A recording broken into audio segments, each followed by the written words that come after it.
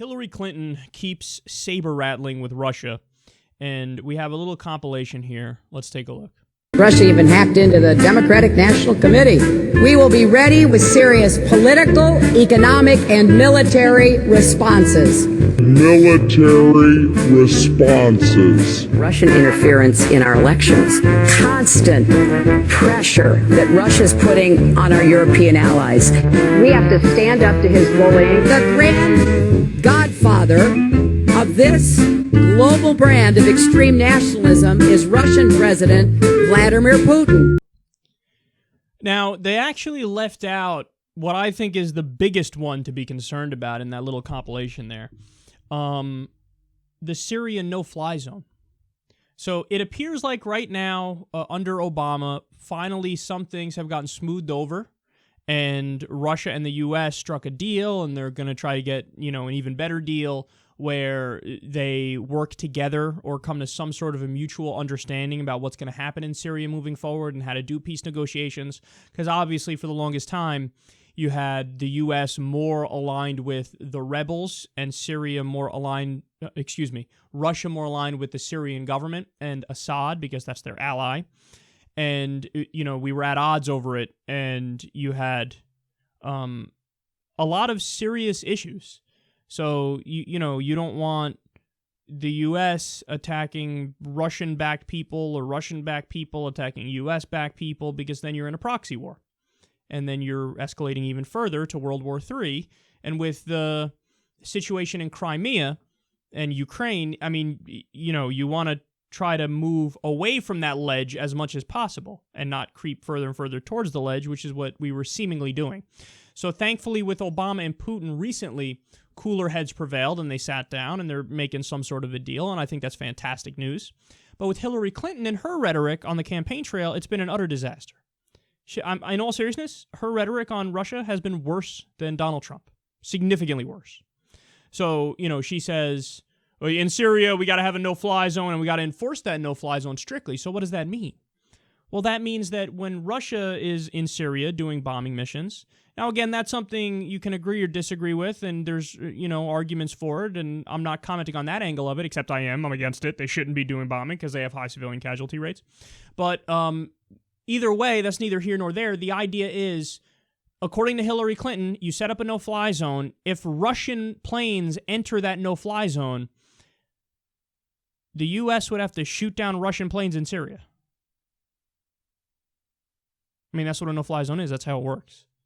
So Russian planes fly into a U.S. no-fly zone, on purpose or not, and okay, we got to shoot you down. Well, you just started World War III because you wanted to get involved in a civil war in Syria in a battle for Aleppo. How fucking preposterous is that? Really? You're going to send kids from Kentucky to go die fighting Russia in World War III? We'd probably have millions of casualties, because you wanted to get involved in a civil war in Syria, because you care about that geopolitical chessboard and the Cold War mindset. It's just a tactically stupid move, and honestly, it's bluster. It's this idea of like, we're going to chest puff, and we're ready here. We're the strongest, we're the greatest. We should set up a no-fly zone. Russia, don't you dare fucking come into our no-fly zone. You're really willing to risk World War III over the Syrian civil war? It's just so ridiculous. So that's what she's been saying all along. And then there's other examples like they gave. She, in the middle of her speech against Trump, she says that Putin is the, quote, grand godfather of extreme nationalism and, the kind of leading this alt-right movement. Like, why are you unnecessarily escalating? Like, you would think that a smart leader would not even say anything about Putin or any other leader right now. But no, she can't help herself. She just lashes out at every possibility. And yes, that does further escalate. And then she talks about cyber crimes could lead to, quote, military responses. This is all really wild right-wing rhetoric.